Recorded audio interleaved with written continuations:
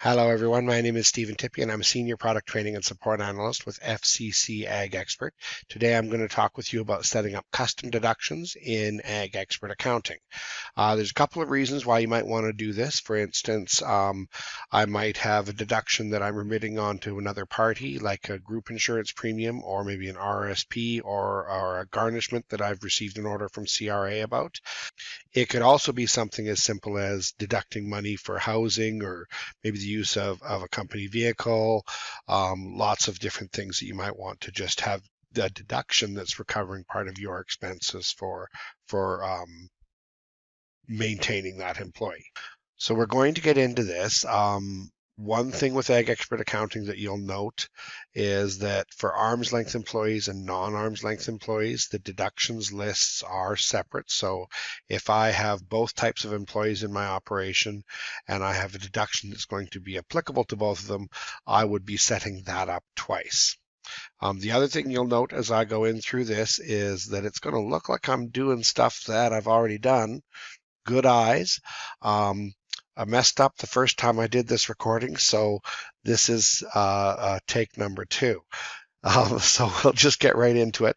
To start with, we'll use Alex Peterson here, and let's say we have Alex has decided that we have some housing on the farm, and rather than renting a place in town, he's going to come and live out on the farm, and makes it easier to get to and from work, if we're honest. So we're going to set up a deduction for him that would be for the housing expense. So I'm going to click on Add New Deduction.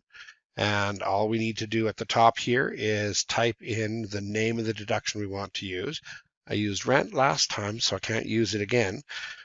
We'll just call it housing. That's plain and simple language for the paycheck.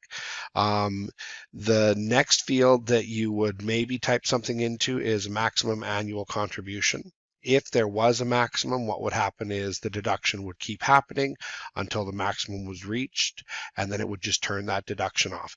It's useful for things like garnishments, where there's an amount per paycheck that you're supposed to deduct up to a certain maximum.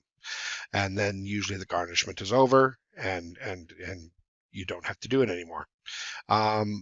For include on box T4, there are 3 options here. Now, if none of these options are applicable to the deduction, then you would just leave this field blank.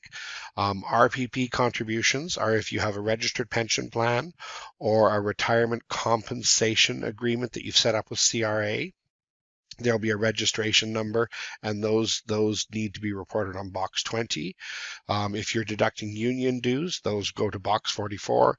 And of course, if you're deducting charitable donations, let's say, for instance, here at FCC, we work a lot with the United Way, and we can ask to have money taken off of our paychecks to get forwarded to the United Way. In that instance, then you would have those reported to box 46. This is housing, so not applicable to any of them. We'll leave that blank. This doesn't require a remittance. We'll go over that in our next example. This is just us recovering monies to cover expenses on behalf of housing this employee. So we do need to say where that money is going to go on our income and expense statement. And you can choose an income account or an expense account depending on what's appropriate. In this instance, we're going to just use one of my income accounts here. I have one called rental income. I'll just use that. And then I can click on Save. And then all I would need to do is select the one that I've just created. That's going to add it to the employees list, and I can set what my monthly rent is going to be for this employee. Then I can click Save, and it's done. When I create a paycheck, it will automatically do that $175 deduction from his paycheck. The next type of deduction that I want to demonstrate for you is one that requires a remittance. And again, that could be like a garnishment or an RSP or group insurance premiums, lots of different things where we're taking money from the check in order to forward it on to another organization on behalf of that employee. And again, it's the same thing. We scroll down to Deductions, and we're going to click Add. In this instance, we created an agreement with, let's say, Sun Life, where we've set up an RSP program for our employees, and Andrea here is going to be contributing into that. We'll go through this. So I would type this in, and Life RSP. And since I used that already, I can't use it again. So I'm going to just add deduction. I know it's obvious, but it gives me the variety I need to click on save when this is done. Again, same rules, maximum annual contribution, and include on box T4. Now you might think that this should go to box 20, but again, only if it's registered would we do that. And so we would leave this blank. With this one, because it's not registered, with CRA, they will get a tax form from Sun Life at the end of the year that they can use to reduce their taxable income. So it's just going to be favorable for their tax position at the end of the year. This does require a remittance, so I'm going to put that toggle on. And my remittance type, if I hadn't already added this, I would click here to add a new remittance type and just type that in there. I did that once before, so I'm just going to select the one that I did previously. And then we need to say which liability account is going to hold on to these monies while we're collecting them before we send them on to the third party. So I'm going to set up an account here, or sorry, I have set up an account, Sun Life RSP contribution. I can select that, and that liability account will just hold on to the money until I forward it to Sun Life.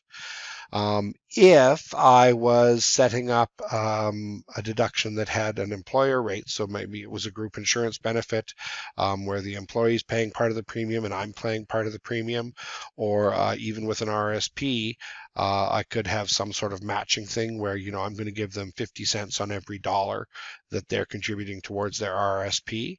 I can set up an employer rate. This is a ratio, so if I use 1, it's a 100% match. If I use 0.5, it's a 50% match. So I'm going to do 0.5 here. When I do that, you'll see it opens up another field, expense account, and I would need to click in here and just choose where on earth I would put that. And I have not set up an account, so I'm just going to, for giggles, for this time, we'll set it to the salaries expense. But I would need to choose the account that employer portion is going to go to. So when it's recording the paycheck, it would put 100% of the employee's deduction would go to that liability, and then it would record my expense portion and put that expense off to the liability as well, just to make sure that the transaction stays balanced. We'll do a demonstration of setting that up in a future video, but for now, that's all we need. We can click on Save. And once I have clicked on Save, then I would just go and select that deduction and again, type in the amount that is going to be deducted off of every paycheck, and I can click on Save, and when I'm generating paychecks, that deduction will happen, and I can just follow my payroll process through the remittance and sending that money off to Sun Life, just like I would for my CRA source deductions. That's everything for this video. If you ever need extra help from any of us here at the support line, you can reach us by calling 1-800-667-7893. You can also email us at support@fccagexpert.ca, and we typically get back to you within 1 business day, usually same day on this. And also you can reach us in our online community. We have a knowledge base there, discussion boards. It's also where you'd go to initiate a click to chat session with us. And we're happy to help out however we can. Thanks again for watching, and I hope you all have a lovely day.